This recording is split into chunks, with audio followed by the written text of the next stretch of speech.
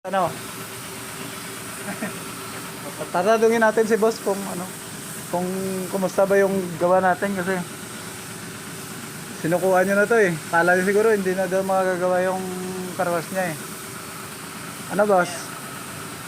Ha? Ha? Goods.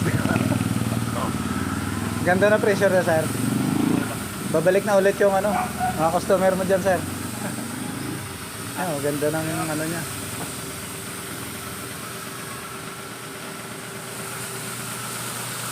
No, kuya. Kanina ayaw makita ngayon. Nilalapit ko na ayaw ko eh.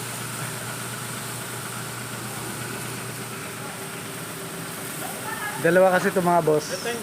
So, akala nila hindi na magawa din yung isa. So, nadali natin pati yung isa. Reserva nila. Dito. Yan ang pinagtatanggal ko ng ano. Ayan ay. Tanggal lumot, ano po? Oo.